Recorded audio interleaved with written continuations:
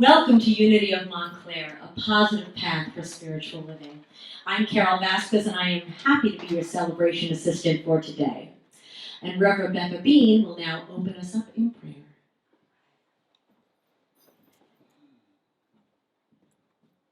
Good morning, everyone. Good morning. Oh, we just take the joy of that wonderful music and bring that into our hearts and bring light. And we close our eyes and bring the power of Spirit into our hearts. And we feel that opening out and embracing our world. Embracing our dear brothers and sisters in Ohio and in Texas and all over the world where there are folks who are not experiencing our joy today, but are in grief and pain. And we manifest all the light and the love that we contain and radiate it out into the world today. We share our joy and know that Spirit is powerfully moving through this community and out into our world, manifesting healing and peace. And so it is. Amen. This morning, we welcome Reverend Becca Bean and look forward to her spiritual message.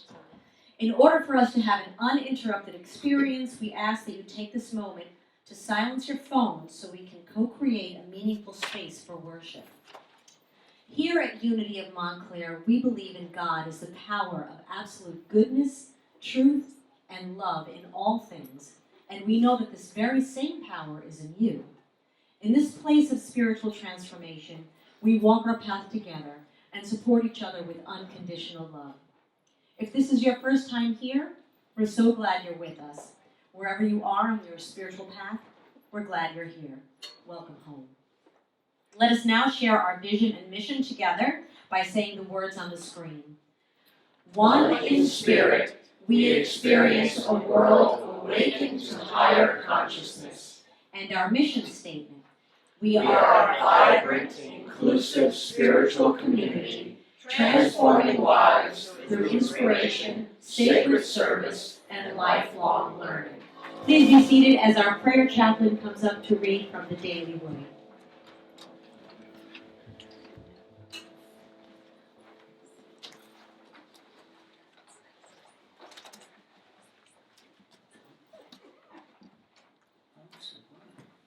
Good morning. Good morning. I look for opportunities to serve. I make a point of developing my spiritual life. I read and study. I pray and meditate. I am part of a spiritual community. But spiritual understanding doesn't count for much unless I put it into action. So I look for ways to serve. Any act of kindness is a form of service. It might be volunteering to help the poor, but it could also be mowing a neighbor's lawn, letting someone get ahead of you at the grocery line, or carpooling with children.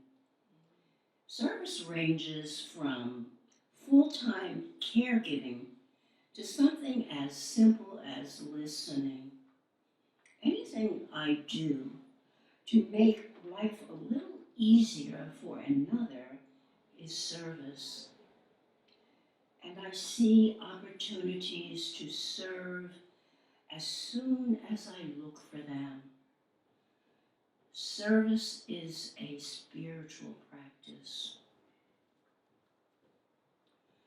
Like good shepherds of the manifold grace of God, serve one another with whatever gifts each of you has received. 1 Peter 4:10. And so it is.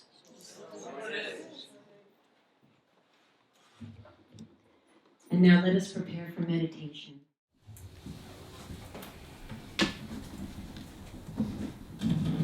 Thank you so much for that beautiful song and that beautiful reading of the daily word. Thank you very much. Such a powerful word and such a simple message to consider today. Now is the time for our meditation. We made it here today.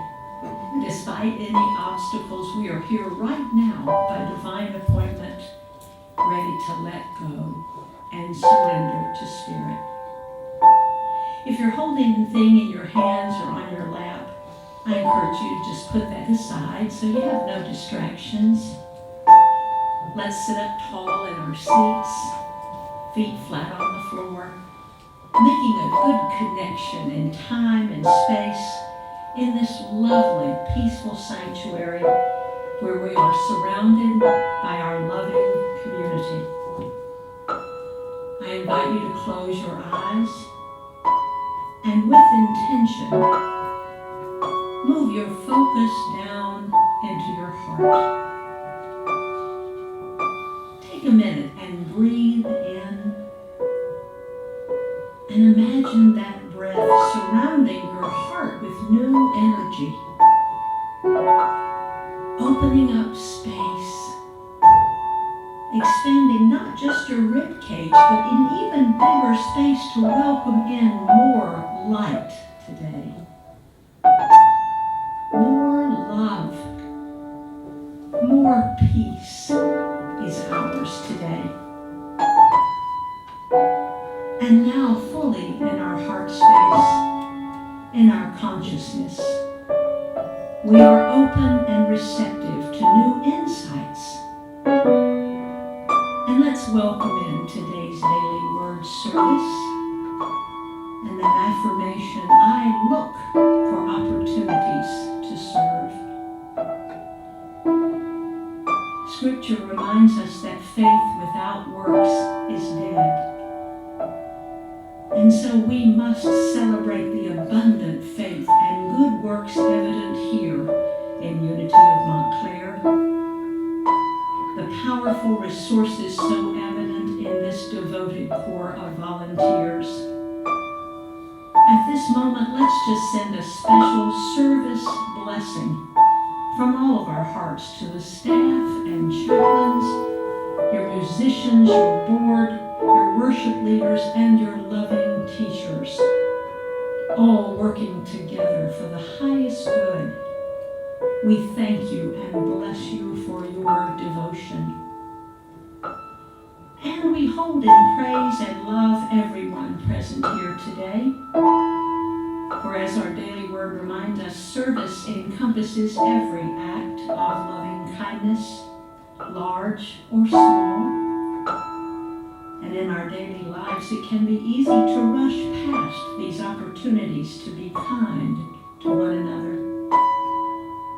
So let's make that our focus this morning, to slow ourselves down just a bit, to take another deep breath first, no matter what we might encounter today, and ask Spirit to reveal step by step what is our kindness to do in service to the world today. In our hearts right now, we know someone we haven't even imagined yet is waiting for our kindness right now. We have a divine appointment already set by Spirit to smile and let someone pass in front of us without blowing the horn. That today's more mindful pace will give us time at the store to pick up some extra groceries for a neighbor who is overcome by the heat. Or to just sit down on purpose and make a phone call to someone we haven't spoken with in a while. And as we move into our time of silence together, let's bring our simple gifts of time and patience forward and see them divinely revealed now to be of service today in the silence.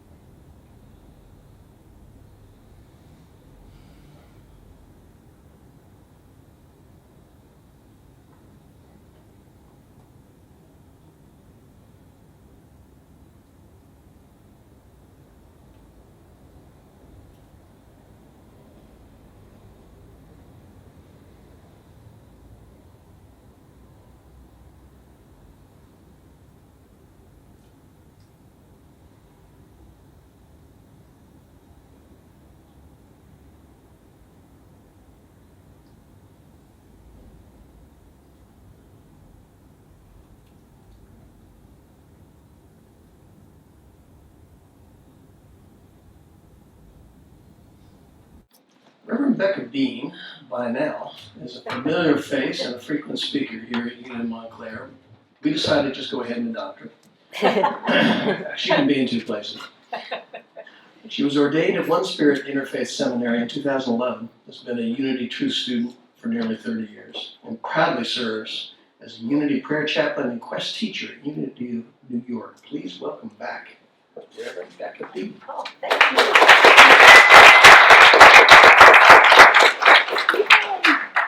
It's so nice to be adopted. I love it.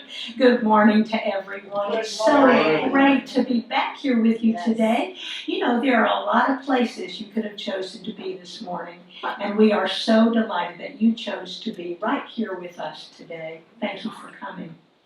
So this morning we're going to kick off our month of August.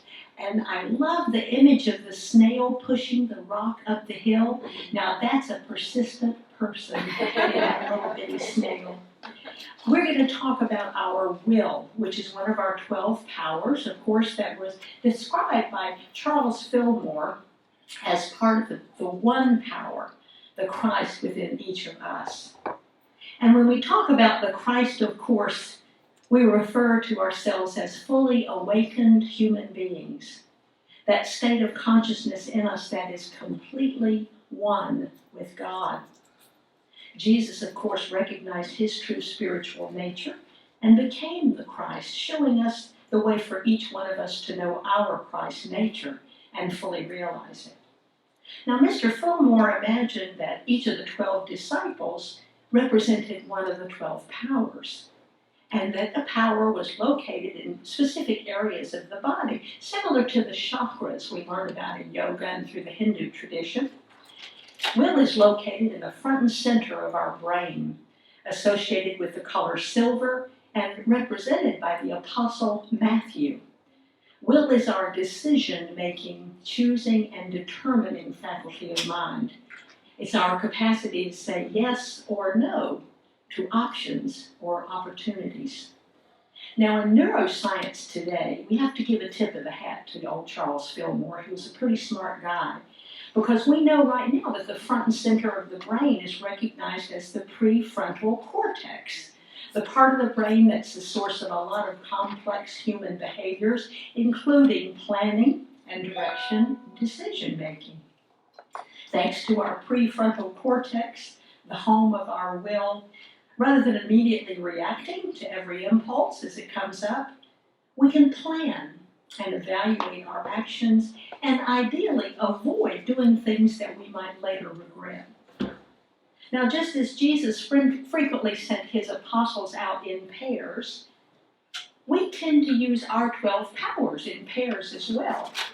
And will, along with a couple of other powers of the mind, is located close together in our head, including the powers of will, understanding, and imagination. Mr. Fillmore tells us that will and understanding are very closely related. He says when imagination and will and understanding all come together, we have the creative artist. Isn't that wonderful to imagine? Then understanding can develop an even greater freedom and originality. We're no longer limited to the traditions of the past in things like music and art and science and even religion. It brings forward our original creative genius to life. then our will is made even more productive by the inspirations of our awakened mind. All thoughts, it is written, pass through the gates of will. Now that's pretty logical when we consider that we weigh our daily decisions. We are simultaneously asking ourselves if we're willing to do what must be done to accomplish each goal. I believe it's also a bit of an allusion to the disciple Matthew, our representative of will, who when Jesus first saw him was a tax collector who was sitting beside the city gates collecting taxes from people as they passed into the city. So what does our power of will really do for us? Well, from a practical standpoint for me, I can think of two specific circumstances where my power of will is very important. When I retired a couple of years ago from fundraising, where I went to work every day in an office, I wondered if I would have the will to manage my time effectively when I retired, to do my ministry, to write my sermons and develop my ceremonies. Now, you know, if you've been at home, there's a lot of distractions at your house. There's a little bit of laundry to do. There's all the housewife shows to watch on TV. There's the fiction books to look at. Self-supervised, all alone in my home office, was pretty easy for me to neglect my potential that was mine in all those hours I had to develop. It's easy to become complacent and make the same easy choices every day. But I realized I had to shake myself out of my retirement comfort zone and get busy. And thankfully, a few months in, I discovered I could use my will to get my writing done on time. And secondly, if anybody in this room has ever struggled to manage your weight, or has ever made any healthy changes in your lifestyle, you know that will plays a great role in every single food choice we make throughout the day. And it determines whether or not I really put my sneakers on and go for a walk in the morning. Sometimes my will ask me questions like, are you going to get some healthy snacks at the store, or are you going to just suddenly remember about those Girl Scout cookies in the freezer? Are you going to bring your cold water bottle with you when you travel around, or are you going to go sit in the danger zone at Magnolia Bakery and have some coffee? Well, somewhere along the line, perhaps near the gates of my will and my consciousness, I realized I have to frequently, actively change my mind away from distraction and willfulness to willingness. And thank goodness our power of will is somewhat like a muscle that we can strengthen with exercise. And there's a couple of very practical things we can do to strengthen our power of will by changing our thinking. First of all, we have to understand that what we think really does matter. If we can summon enough self-confidence that we think we can, like the little engine that could, remember that? I think I can. We can remember other things that we succeeded at, like how to tie our shoes, or jump rope, or ride a bike, or read a whole book out loud all by ourselves. No matter who we are, we all have successes that we can count and remember to help boost our self-confidence that we will succeed again. Then we have to have the desire to make a change or reach our goal, because if you really want something, it's a lot easier to put in the effort and work, right? Then we have to take a practical look at our abilities. Do I have the skills I need to accomplish what I want? Do I need to take a class or maybe hire a coach? And finally, good old persistence comes into the picture. No matter how much we'd like it to be different, we just don't get healthier eating one salad in a train of hot dogs and French fries. I needed a few more skills in my weight management, so a friend suggested Weight Watchers, so I go to weekly support meetings now. And thank goodness, a good friend of mine was just certified to teach Tai Chi, so I take her class. Now, because she's my friend, I'm highly accountable. I have to be there. There's no shirking this one. And thank goodness I really enjoy it. It's two small things, but I can persist in doing them for my good. To strengthen my own willingness, have to identify the goal and then decide why it's really important to me. Then I have to understand that reaching that goal may include some challenges and unpleasantness, like turning off the TV when I'm ready to write, or choosing baby carrots instead of Girl Scout cookies. I need to remember that these unpleasant thoughts and feelings are just that. They're just feelings, and they will pass away. And that I can take baby steps, starting with the easiest possible steps and moving forward. With a goal in mind, I can use my will to choose to get up every day with a willing heart, knowing that all things are possible when we are willing. Making that switch from willful to willing is basically the crossroads where it's a good time to remember our all-important first unity principle, that there is only one power and one presence in the universe and in our lives, God the good. My human willfulness gives way to willingness as I remember that only God the good is in charge. So that reminder has led me into our thinking about God's will. You know, even in all those years as a truth student and through seminary, I hadn't honestly thought a significant amount about the idea of God's will, except for the occasional automatic pilot praying of the Lord's Prayer, where we pray, "Thy kingdom come, thy will be done on earth as it is in heaven." And then, about 6 years ago, my older brother, Walt, became very ill, and he went into hospice. In those amazing days together, we were surrounded with loving family, including his first newly born great-grandbaby. And I found myself in quite a turmoil, what you might call faith versus selfishness. You see, Walt was my beloved big brother. He'd been my constant cheerleader and supporter, unconditionally loving and smart and goofy, and now I was about to lose the person who was truly the touchstone of my life. Now, looking back, in hindsight, I knew I was already a minister, and I knew as a truth student that we are never separated by death. We are never separated in spirit. And that my love for Walt and the strength that he had given me over the years would always be in my heart, and I would always feel his presence and support. And I knew he was in pain, that his life had been diminished by his age and his illness, and I clearly knew that the highest and best thing to happen would be for him to make his gentle transition into the freedom of his new evolution. And yet I remember sitting in the chapel of that hospice on the phone with my prayer chaplain, crying and saying, "Why do I have to pray, thy will be done?" I wanted my will to overcome this time. I didn't want to lose my brother. I believed right then that God was just going to say one more big old no to my most urgent prayer. Somehow only the God that I could feel at that moment was the one I imagined Jesus praying to in vain in the Garden of Gethsemane, saying, "Father, if thou be willing, remove this cup from me."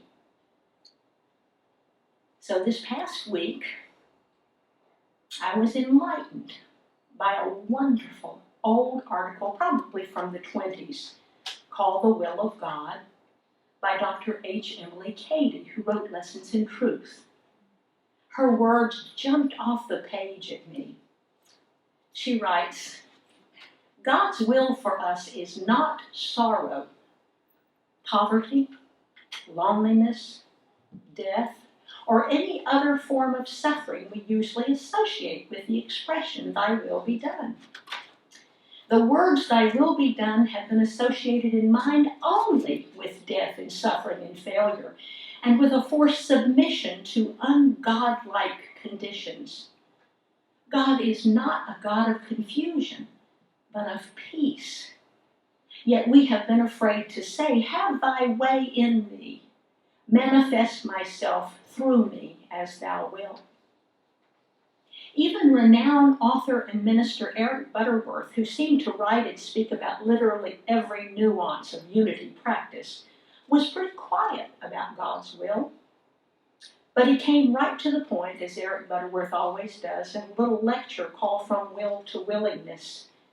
He says, God's will is a subject difficult for unity practitioners because it implies a separate God that randomly lays down good or bad for us. God's will comes from an erroneous concept that God has a mind separate from yours and mine, and that out of some capricious intent, God may will something contradictory to the desires of our heart. And to wake up to the realization that the will of God would never intend anything for us other than the highest and best. It's the natural flow of the life process. The will of God is the ceaseless longing of our Creator to perfect Himself and that which is created. So now we've heard it from Dr. Katie, we've heard it from Eric Butterworth. So why in the world do we still continue to resist and sometimes fear God's will? Well, maybe we just don't know how to deal with it. One brilliant writer suggested that we can look at it much more simply, just looking at God's will as if it were any will, any legal document we might have in our lockbox at home. Imagine that you had a dear friend who left you something wonderful and generous in their will. Well, we would do whatever was necessary legally to be sure that it was their will or their wishes, and that there would be no doubt. We would be sure that it was taken care of and executed in exactly the right way. And we do that because it is our inheritance from someone who clearly loves us, and because it belongs to us. Just like changing our thoughts about moving from willfulness to willingness, we have to first identify that strong desire for something, and then we have to ask for it. We're taught in the beautiful scripture from Malachi 3:10, "Prove me now, said the Lord, if I will not open the windows of heaven and pour you out a blessing that there shall not be room enough to receive it." But don't be fooled. Dr. Katie reminds us of what Jesus said to the man beside the pool of Bethesda. Do you want to be healed? And I think he probably said something like that, maybe even with his hand on his hip. Do you really want it? Or as Dr. Katie so beautifully writes, or do you just languidly desire it? Are you half-hearted in your request? Are you just really flopped down there on your bed with a pity party getting the same old results all the time? Or are you finally determined? Are you satisfied that this is God's will for you today? Well, I will it today. So why is it hard to let go of that way we want it? How do we come around from that way of thinking? Well, thank goodness, in prayer, we can overcome our personal will.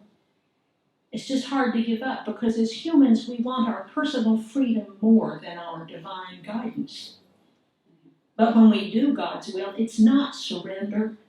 It's not giving up or being anything less. It means that our will is willing to be an understanding for the highest and best.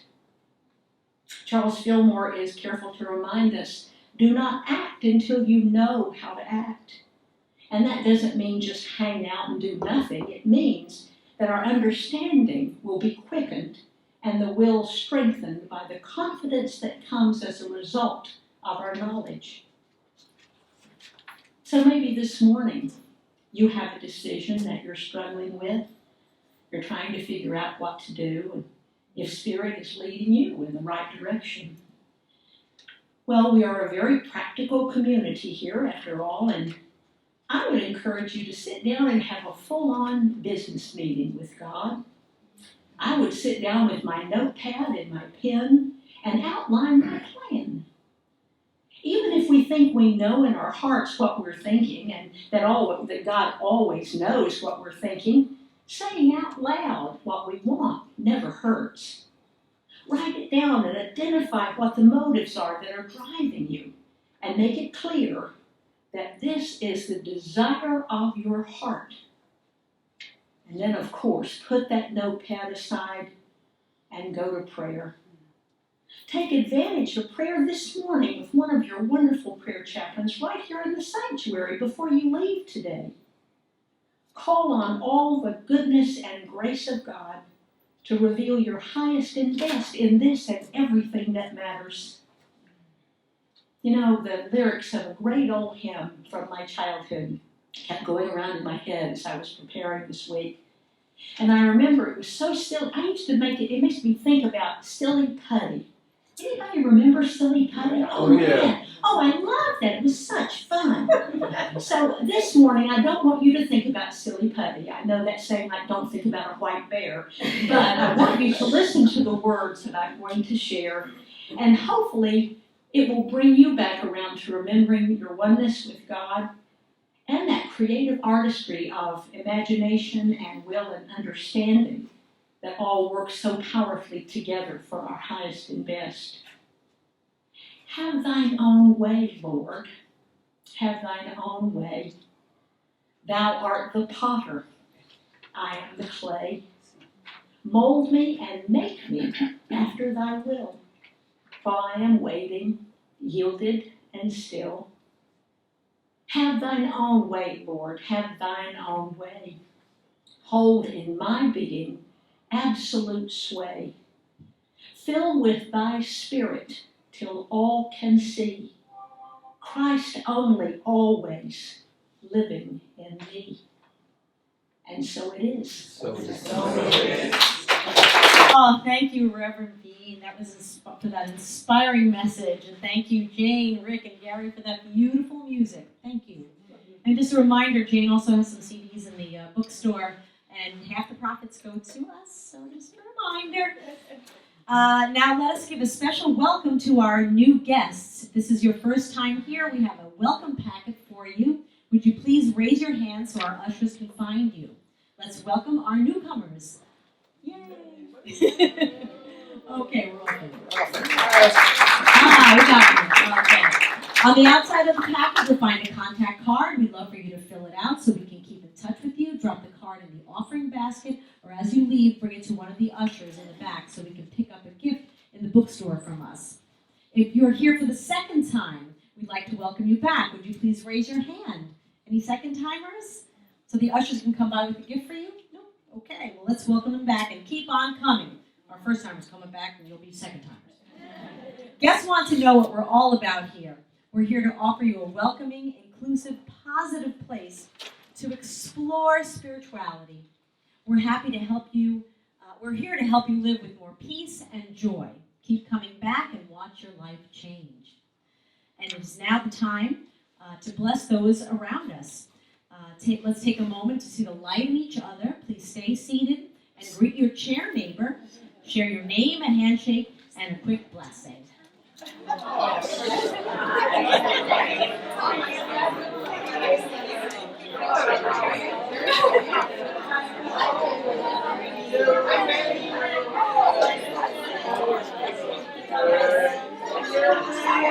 Sweetie, you're good today.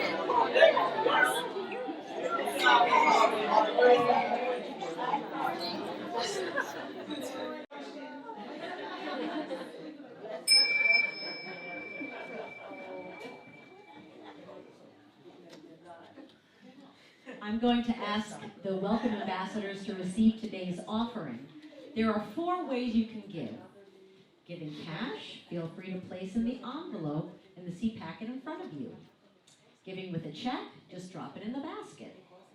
Giving with your smartphone, you can use the QR code on this card. And have you already given online? You can drop the same card into the basket. Okay. Unity of Montclair wants to thank you.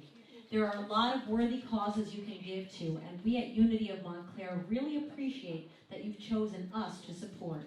Your contributions keep us going week after week and give us the opportunity to transform lives. Now let's bless our gifts by affirming this together. Divine love through me blesses and multiplies all that I have, all that I give, and all that I receive. Thank you, God.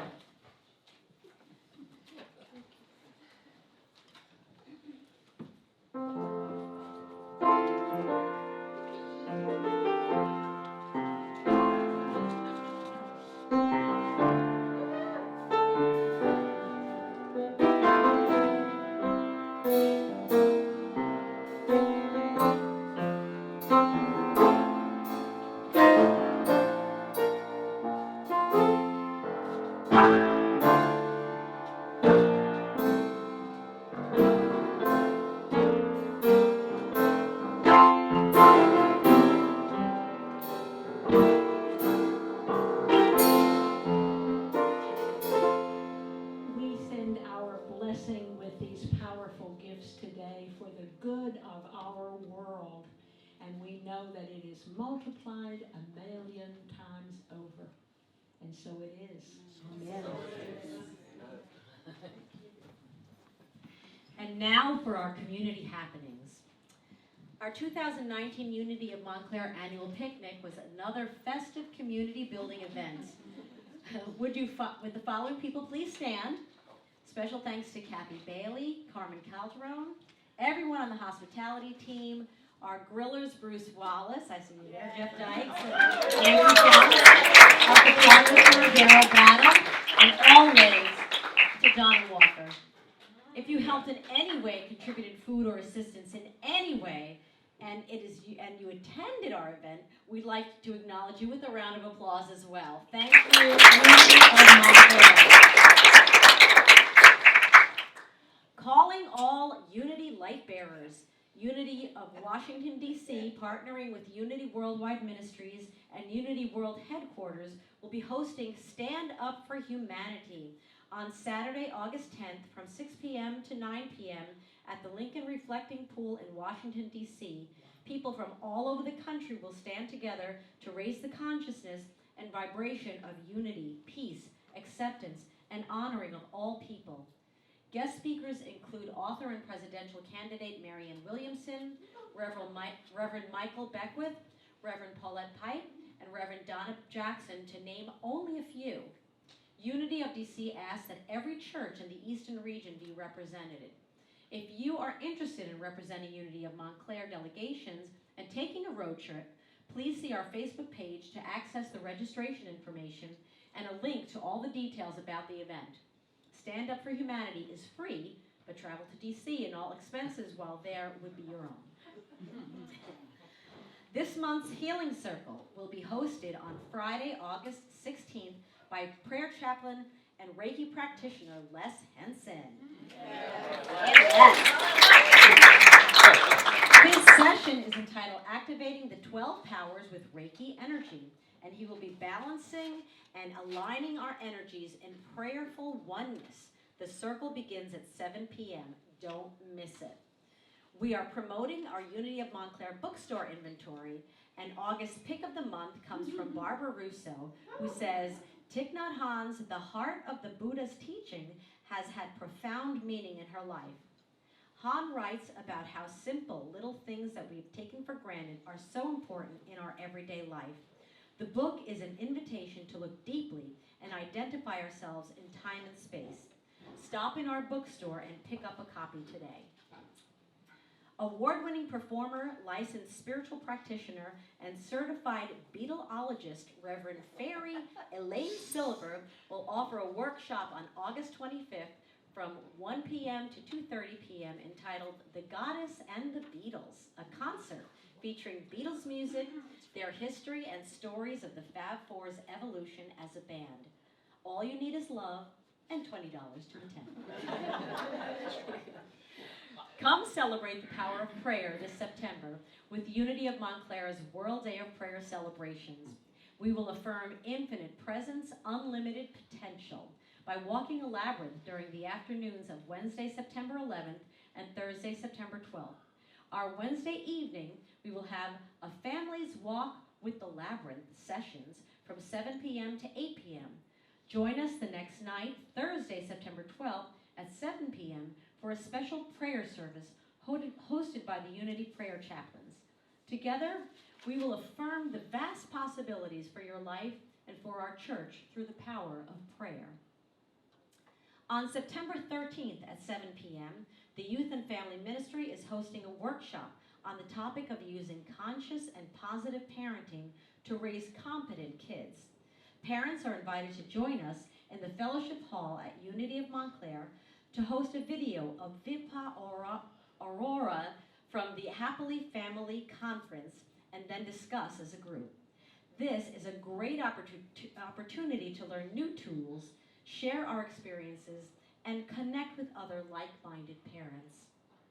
And a final reminder, after Labor Day, our youth program Sundays will return to the first and third Sundays of the month. So please make a note of it. And now, back to the board. Back to the board. Thank you. All right. Well, join us next Sunday when we will continue studying the power of will with Reverend Leon Bailey, returning to us from Connecticut, speaking about a new heart. The following Sunday, the 18th, Emerson Kennedy addresses Playing the Hand God Has for You. Can't wait for that. And then we close the month, of course, with Reverend Elaine Silver, who will treat us to her songs and her sermon, The Will of Masters. And let's not forget that workshop afterwards. That's our one workshop this month, and that's, if you've ever heard her, it's going to be a lot of fun. Will yourself to be at Unity Montclair this August and explore your higher consciousness. Now, we talked a little bit about creativity and service today, so I just want to drop in a little mention. This coming Friday, we are going to be gathering a group of people, which hopefully includes some of you, to do fresh paint on our entry, the hallway, and this part. So just really freshen up and give a little more light and brightness to our space as we come in here. So if you're interested in having a little bit of fun and having fun with other people doing this, we've got the guide of a professional painter who is donating his time, thanks to someone over here. Willa, actually.